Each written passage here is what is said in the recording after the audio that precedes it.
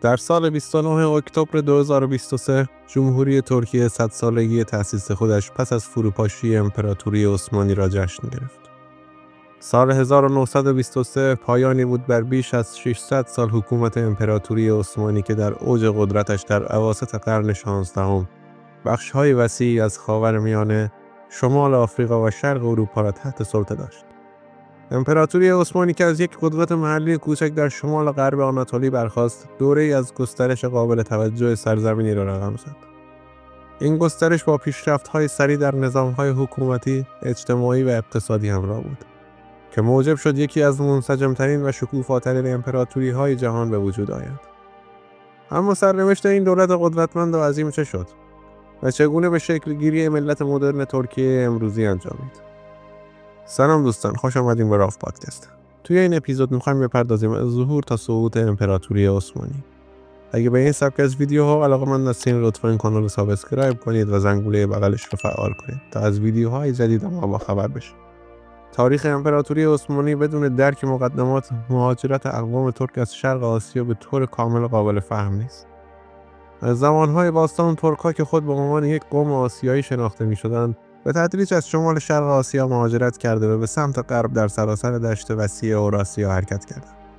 تا قرن هفتم آنان در منطقه اطراف کوههای آلتای نزدیک به مرزهای کنونی روسیه، قزاقستان و مغولستان حضور داشتند. از آنجا در قرن‌های بعد به سمت جنوب و غرب حرکت کردند تا اینکه تعدادی از آنان در اطراف دریاچه‌های خزر و آرال به شیوه زندگی نیمه کوچ‌نشینی مستقر شدند. یکی از قبایل اصلی ترک که به این منطقه مهاجرت کردند اوغوزها بودند.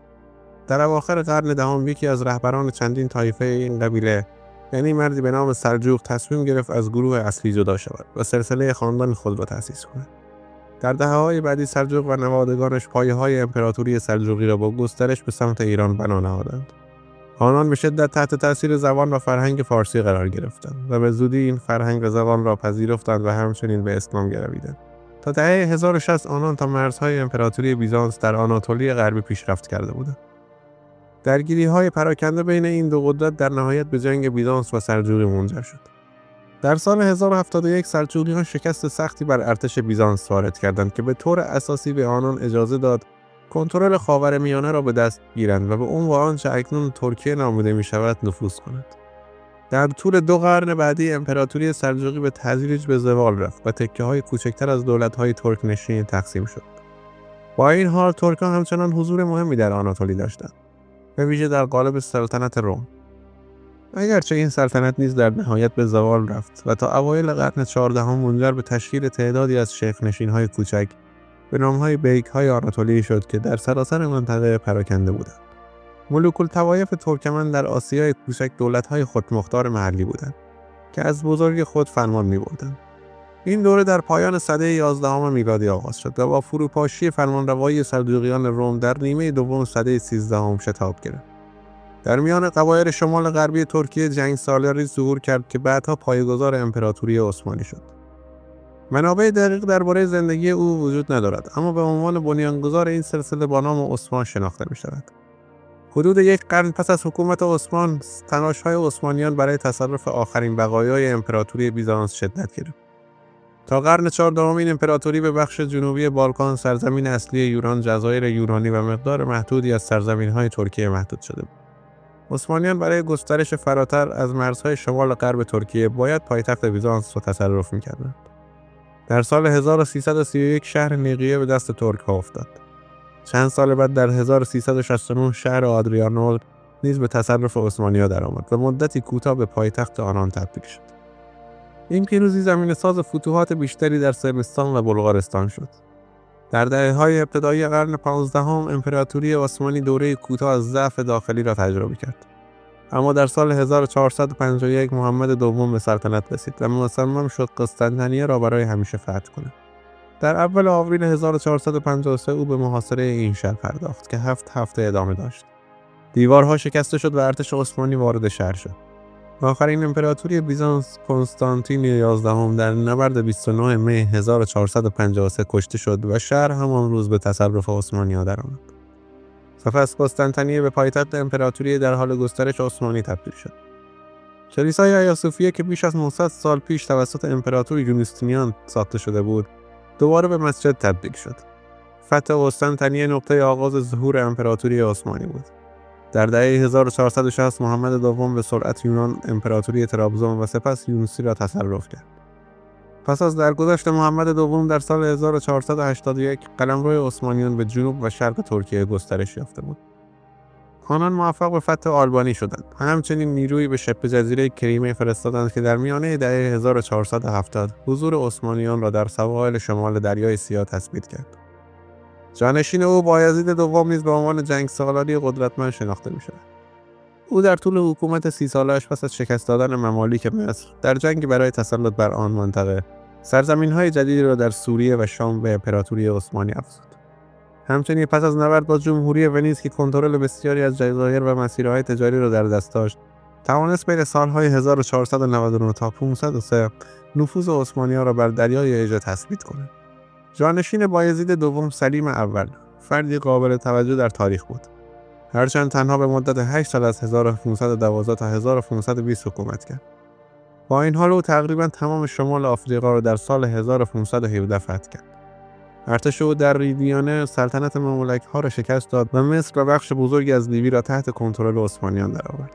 این در حالی بود که در سال 1519 خیرالدین بارباروس حاکم بخش‌های زیادی از جزایر و تونس موافقت کرد که تحت حمایت عثمانیان قرار گیرد.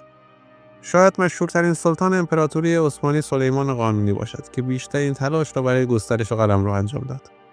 او از سال 1520 تا 1566 به مدت نزدیک به نیم قرن حکومت کرد. دوران سلطنت سلیمان شاهد ظهور عثمانیان به عنوان یکی از قدرت‌های جهانی پیشرو بود. در این دوره او فتح بخش‌های وسیعی از بالکان را به پایان رساند و ارتش خود را تا دروازه‌های وین برد که در سال 1529 به طور ناموفق محاصره شد. همچنین در سال 1522 جزیره رودس که متعلق به شوالیه‌های مسیحی سنت جان بود، به تصرف عثمانیان درآمد. شهر طرابلس در شمال آفریقا نیز در سال 1551 فتح شد و نفوذ عثمانیان در شبه جزیره عربستان و عراق گسترش یافت. تا پایان سلطنت سلیمان، سلطه عثمانیان از مجارستان و سواحل شمال دریای سیاه به سمت جنوب تا مصر و عمان و الجزایر در غرب تا سواحل دریای خزر در شرق گسترش یافته بود. بخش بزرگی از موفقیت و گسترش عثمانیان به مهارت نظامی آنان مربوط می‌شد که شامل ترکیب پیاده نظام، سوار نظام و توپخانه‌ای بود که در دوران اوج خود بی‌نظیر بود. این نیروی نظامی آموزش دیده به عثمانیان امکان داد در میدان‌های نبرد پیروز شوند و مناطق وسیعی را تحت سلطه خود درآورند. در میان نیروهای زبده سربازانی به نام ینیچری‌ها وجود داشتند. این مردان که در کودکی به عنوان برده از سرزمین‌های مسیحی در جنوب غربی اروپا اسیر شده بودند، مجبور به تغییر دین خود از مسیحیت به اسلام شدند و تحت قوانین سخت انضباطی و حرفه‌ای به ارتش عثمانی پیوستند. این امر آنان را به نیروی بسیار مؤثر در میدان نبرد تبدیل کرد. در اوایل قرن 16 عثمانیان از قدرتی که به دست آورده بودند استفاده کردند و 2 قرن آینده را به جنگ با دنیای مسیحی در اروپای غربی و مرکزی گذراندند. این جنگ به یک درگیری چند جانبه تبدیل شد و بخش زیادی از تلاش‌های اولیه صرف مبارزه برای سلطه بر دریای مدیترانه در برابر قدرت برتر این منطقه یعنی اسپانیا شد. در آن زمان اسپانیایی‌ها کنترل بخش‌های زیادی از جنوب ایتالیا و جزایر ایتالیایی را در دست داشتند و تلاش می‌کردند پیشروی مسلمانان عثمانی را با رهبری ائتلاف آنها از نیروهای مسیحی متوقف کنند.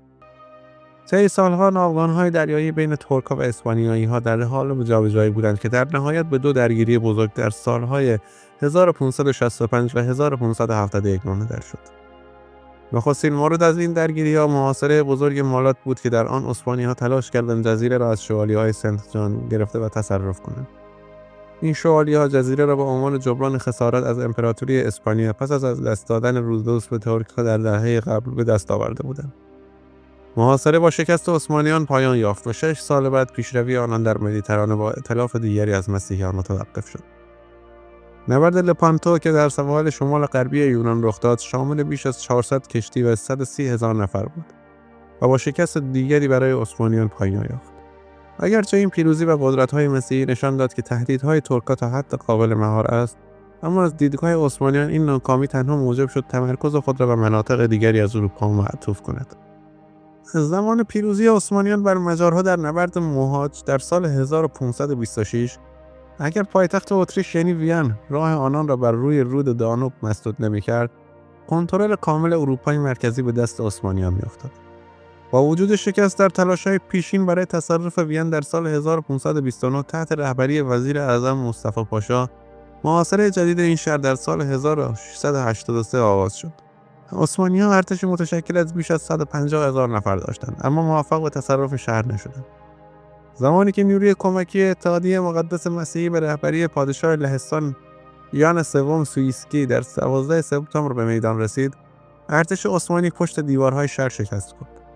این نبرد به عنوان بزرگترین حمله سوار نظام در تاریخ شناخته می‌شود و با 18,000 سوار نظام که به سمت نیروهای عثمانی حمله ور شدند به اوج رسید. حمله گسترده سوار نظام منجر به شکست نهایی عثمانیان شد و آنان را مجبور به عقب نشینی کرد. شکست در وین نقطه عطفی بود در مسیر پیشروی عثمانیان به سوی اروپا. پس از این شکست آنان دیگر قادر به پیشروی در این قاره نبودند. با گذر از اواخر قرن 17 و اوایل قرن 18 امپراتوری عثمانی به تدریج دچار رکود شد و وارد دوره نسبی از عوافل گردید. بخش زیادی از این وضعیت ناشی از رضایت خاطر و بی‌تفاوتی سلاطین بود که به مرور زمان نقش فعال کمتری در حکومتداری ایفا می‌کردند. در گذشته در قرن 15 و 16 سلاطین در سیستم حکومتی عثمانی که مقرش در کاخ توپقاپی و در قسطنطنیه بود، به طور فعال و مستقیم در امور امپراتوری دخالت می‌کردند. اما در قرون بعدی بسیاری از سلاطین به زندگی در حرمسرا و تجملات دربار مشغول شدند و اداره امور به دست وزیران و دیوان افتاد. این تغییر موجب ضعف در تصمیم‌گیری‌های کلان و کاهش انسجام سیاسی شد. در همین زمان قدرت‌های اروپایی مانند اتریش، روسیه و بعدها بریتانیا و فرانسه به سرعت در حال پیشرفت نظامی و اقتصادی بودند و عثمانیان توان رقابت با آنان را از دست داده بودند. در قرن 19 امپراتوری عثمانی به مرد بیمار اروپا شهرت یافت. شورش‌های داخلی در بالکان، جنگ‌های پی در پی با روسیه و فشارهای اقتصادی ناشی از بدهی‌های خارجی پایه‌های امپراتوری را متزلزل کرد. اصلاحات موسوم به تنظیمات در نیمه قرن 19 تلاش داشتند تا ساختار اداری و نظامی را مدرن کنند. اما این اصلاحات نتوانستند جلوی فروپاشی تدریجی را بگیرند. در اوایل قرن 20 جنگ‌های بالکان بخش بزرگی از قلمرو اروپاییان عثمانی را از بین برد. سپس فرود به جنگ جهانی اول در کنار آلمان و اتریش ضربه نهایی را وارد کرد. شکست در این جنگ موجب شد متفقین بخش‌های وسیعی از قلمرو عثمانی را اشغال کنند. سرانجام در سال 1922 آخرین سلطان عثمانی محمد ششم از قدرت برکنار شد و نظام سلطنتی پایان یافت. یک سال بعد در 29 اکتبر 1923 جمهوری ترکیه به رهبری مصطفی کمال آتاتورک تأسیس شد. این رویداد پایان بیش از 6 قرن حکومت عثمانی و آغاز فصل جدیدی در تاریخ منطقه بود. امپراتوری عثمانی که زمانی قدرت بی‌رقیب در جهان بود، به دلیل ضعف داخلی، عقب‌ماندگی اقتصادی و فشارهای خارجی فرو باشید. اما میراث آن همچنان در فرهنگ، هنر، معماری و سیاست منطقه باقی مانده است. جمهوری ترکیه با اصلاحات گسترده آتاتورک وارد دوره تازه شد و مسیر مدرنیزاسیون را در پیش گرفت.